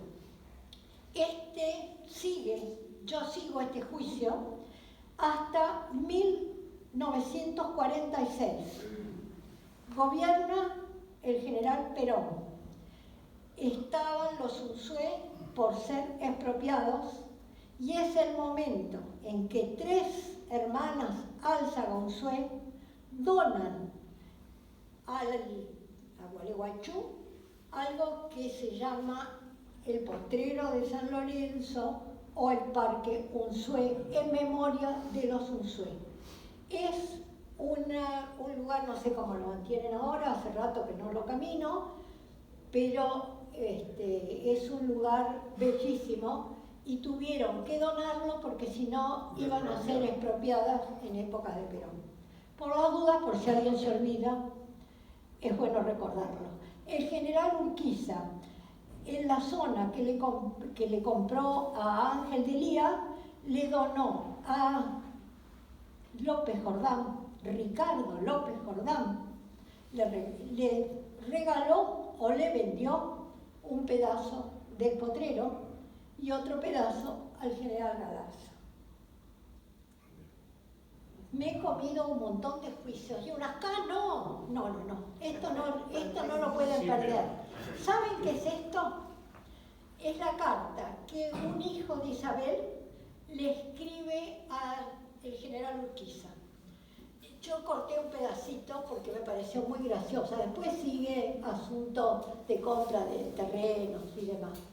Dice así, creo la transcribí. Mi distinguido primo, como mañana salgo para Dolores, dejo encomendado al señor Turel, remite el San José y el niño. El envío, acá puse envío, no envío, se lo ofrezco, espero y deseo que sea del agrado de vuestra excelencia. Le entrego igualmente la planta de paja, cuya raíz se corta todos los años, se lava y se seca a la sombra. Sirve no solo por su fragancia para la ropa, y es un preventivo al ataque de las polillas. Creo que es de China o de la India. Fue obsequiada mi querida madre por el señor Vivar. Quiera conservarla como obsequio de afecto y de guía de mi madre. ¿Puede decir algo? Sí, el señor Vivar, Julián Díaz de Vivar, era su cuñado. Claro, pero que no dice, pero que yo o tengo. O un pariente. Pero no, se casó con una de las Claro. hijas. Pero no dice Vivar, no, lo Es un día de Vivar. te cuesta mucho, ¿bien? Te digo que me pasé, las tiro, las chicos, lo mismo que los mapas, para conseguir dónde está la estancia La Centella, dónde está Isleta, dónde está, es decir, me paso investigando cómo ellos se fueron mudando, por qué dejaban Cupalén, por qué volvían a la ciudad, por qué fueron a una chacra en medio de San Isidro. Se llama Elvisiana o Alvisiana. Y ahí muere Ángel de Lía. ahí nace Nicanora. No la anotan en San Isidro. Me pasé buscando el nacimiento, no. 2 años después, cuando ya está en Buenos Aires, la anotan en la Merced 2 años después. Entonces muchos ponen como nacida, y yo digo, ¿cómo? Si Ángel de Lía murió el 9 de enero de 1832 y esta hija nace en el 34. Tiene que haber otro señor de por medio. No está inscrita el día del nacimiento, pero sí en el testamento Ángel de Lía dice que su esposa está esperando un hijo. Bueno, colorín colorado.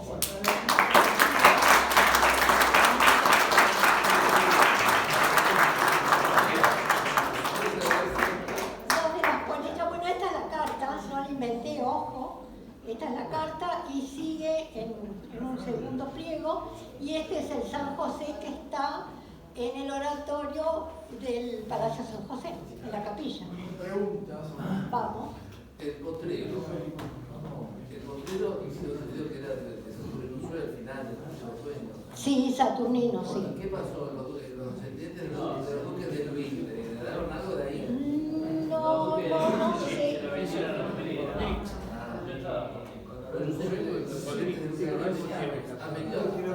Lo que pasa bueno, y la totalidad del potrero fueron 173.000 hectáreas. Si sacamos lo de Cupalén, si sacamos la parte de arriba, porque vieron que yo tengo todo bien marcado cómo se fue desintegrando. Bueno, indudablemente que gracias a los Unzué se mantuvo bastante, porque el saladero de Urquiza, hoy residencia, estaba en Campos de Isabel. Todo esto comenzó cuando yo estudiaba las estancias del general Urquiza, porque en el Palacio San José hay muy detallado cuándo lo compraba, cómo lo pagaba, es decir, cómo comercializaba él para tener las estancias. Y yo decía, pero ¿cómo gasta una fortuna que yo lo encuentro en el archivo del Archivo General de la Nación, en la correspondencia, cuando dice Urquiza en 1847 que fundó el saladero Santa Cándida, pero aparte aclara que es un saladero a vapor, ya en 1847. Entonces yo digo, ¿cómo yo no encuentro la compra? Porque ¿cómo va a gastar una fortuna como gastó haciendo las vías de ferrocarril que daban vueltas dentro del saladero, llevando y trayendo la mercadería, 2 puertos, barcos que iban a Europa con todo lo que se producía en Santa Cándida? Todo eso lo tengo publicado, pero yo no quiero ser pesada, pero quiero decir que mi preocupación, ¿cómo invertía Urquiza en algo que no era de él? Bueno, era de su prima Isabel. Silencio, por favor. Bueno, bien, muchas gracias. Tomada Rodríguez. ¿Qué tal, Susana? 2 cosas. Por un lado, Máximo Elialza era socio de mi quinto abuelo, Ricardo Foster, y se casó con su hija Isabel. Así que tengo ahí varias cartas y documentos que... ¿Vos descendés de Máximo? Máximo Elías y era el marido de Isabel Foster, que era No, hermana... no era María Isabel, tiene un apellido inglés. Foster. No, Costín. Costa, porque no escuché bien. Sí. Por un lado eso... Sí, tengo la fotografía de ella. Sí, hay varias. Una fotografía, una tipo inglesa, alta, delgada. De ella tenía fotografía, pero como no tenía de los hijos, digo, bueno, no voy a poner los yernos, y después hace poco estuve en Gualeguaychú en un campo en un campo que se llama El Potrero. Sí. Muy lindo. Sí, pero ahora es de la de Uriburu. Es de Marcos Pereda y Azul. Sí. No sé si tendrá algo que ver con este, si será el mismo. Sí, es el mismo. ¿Sí? Pues es un pedazo del viejo. Claro. Eso es cuando los Peredas se lo compran a los Luis. Sí, pero todo eso todo se subdividió. Sí, por supuesto, es un pedazo. Tengo otro mapa que es el potrero de San Lorenzo hoy. Así.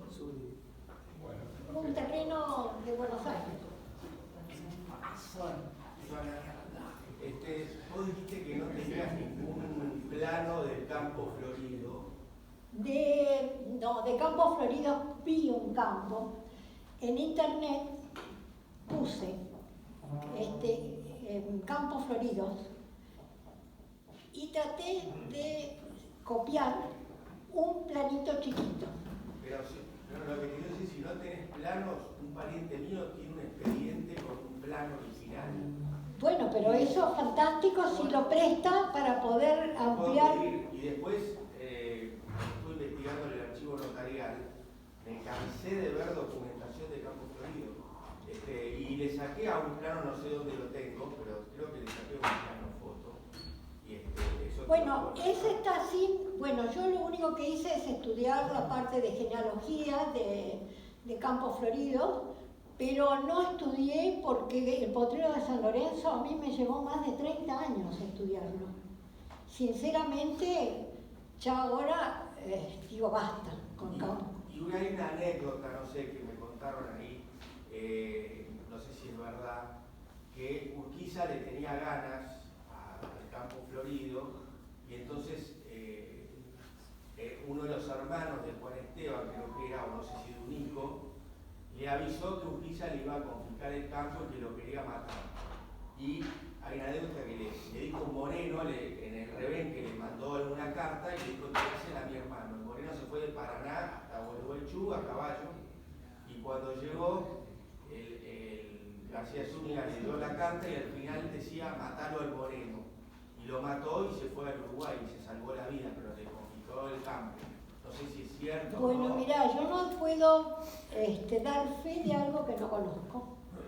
Sé que entre la familia hubo muchos litigios. Ahora, yo tengo muchas cartas que Isabel ruega que le compre el campo. Las tengo, bueno, aquí las simplifiqué, pero tengo palabra por palabra que cuesta traducirla y leerla correctamente. No es una vez, sino varias veces. Ella quiso mantener, quiso recuperar y ser ella la gran poseedora de cumplir, decía, el mandato del presbítero, de su marido, que no llegó a heredarlo porque lo heredó un tiempito, y que sus hijos, la cuarta generación, fueran aquellos que recuperaran el potrero y lo fueran tan valioso como lo fue en la época del presbítero. No lo logró, pero Isabel tuvo con sus hijos realmente mucha suerte. Las hijas muy bien casadas, 2 solteras que vivieron con ella.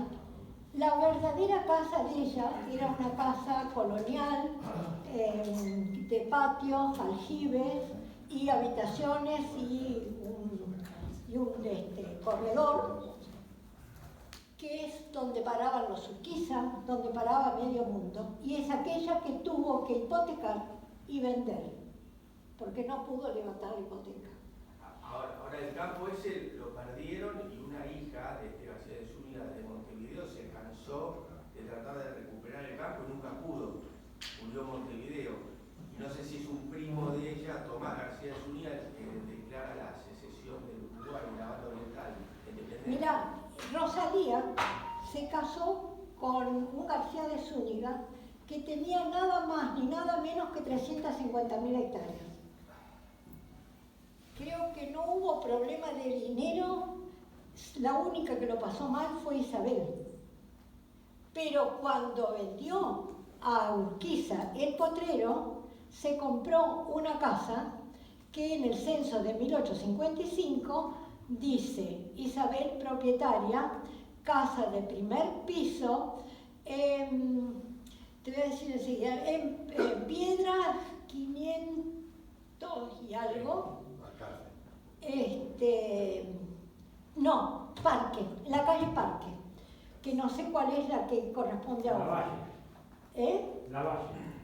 La calle Parque, La Valle. Bueno, ahí compró una casa de primer piso con azotea y era propietaria y vivía con 2 hijas que no se casaron. Y además, la otra cosa graciosa de Isabel, que una de las hijas, la que nació en Cupalén, le puso María Nicanora. Cuando tiene una hija póstuma, ¿qué nombre le pone? Nicanora. ¿Y Mateo qué es el que Mateo, que María. tiene una sola hija, que es Clara, esa es Claro.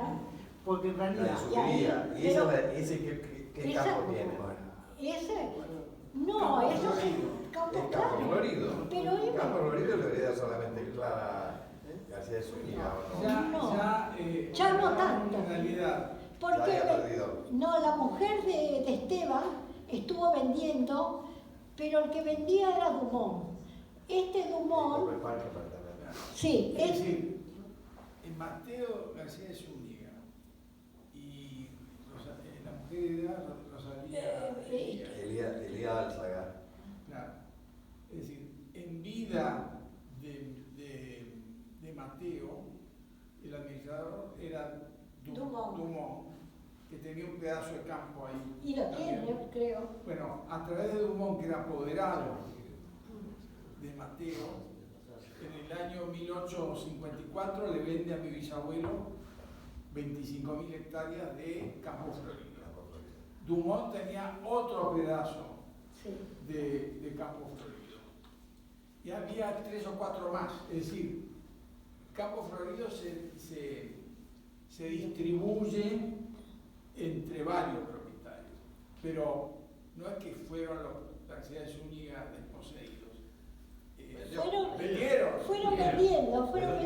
No le llegó a los Ugría, digamos, el Bueno, Campo mi Florido. querido, ese cuento No. lo podemos A la hija contar Clara. a través de los Urquiza, a través de los Soler, a través de Está una todo tanta muy gente. documentado. Yo hago una pregunta, genealógicamente a los compañeros míos, no sé si eso será.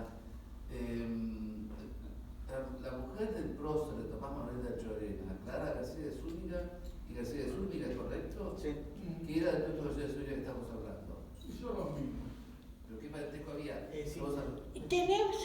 Hay mucha endogamia en la familia. Están tratados. Están continuamente en los casamientos. ¿Es una familia que estamos hablando? Sí, es la misma. Es la misma, el origen es el mismo. Sí, están tratados. Y otra pregunta, Los García de los Zúñiga Lastra, en Boldaracena. Boldaracena. Sí. Y creo que están en cargo. Están en todos lados. Perdón, hablando también con usted, habló de un presbítero que Sí. tiene una hija. Esa hija puede ser Clara. No puede ser nada porque murió Déjeme explicar. chiquita. Los Lastra y Soya, Juan Agustín de Lastra y Soya se casa con Clara Muñoz y García de Zúñiga. Pregunto, porque estaba Ginés García, no sé cuánto ahí, que era antepasado de ella. ¿Qué son de estos García de Zúñiga que estamos hablando? ¿En la misma familia? ¿En la única hija de este padre que después creo que se mete de cura? ¿No? Sí, pero dice que murió niña, muy chiquita. Yo vi un retrato. Y Los es ahí. primos del campo de primos de Clara Muñoz. El tronco de todos los Lastra de Buenos Aires son Lastra, Muñoz y García de Zúñiga. Ella casada con Juan Agustín de Lastra y Soya, es el tronco de los Lastra de porteños. Y de la porteña esa pintada en la iglesia, todos Lastra. El que muere en la batalla de Choscomús y su hijo el abanderado, Domingo de Lastra, todos Lastra. Ella era Clara, yo vi el retrato, está en el campo Bueno, yo le puedo decir. de Zúñiga. Pero Esa es la línea uruguaya, los Muñoz. y ese Ginés García que figura acá, que ella Susana puso acá antepasado, hablo de un Ginés García. El último paro subió a un Ginés García, yo me pareció irónico por ese famoso Ginés García, del ministro de. Sería interesante. Está muy estudiado los García de Zúñiga. Pero puede ser varias ramas distintas. Mire, Están en yo- Calvo, está el capítulo de Boldaracena y En uno de los libros de Voltaire. algunas cosas de Busaniche, también trata los García de Zúñiga, pariente de los Crespo, Sí, los crespos. Yo ahí los tengo, los crespos. En la revista 34. Y el trabajo de Musaniche, Hombres y Hechos de Santa Fe, también trata. Pues Susana, muchas gracias.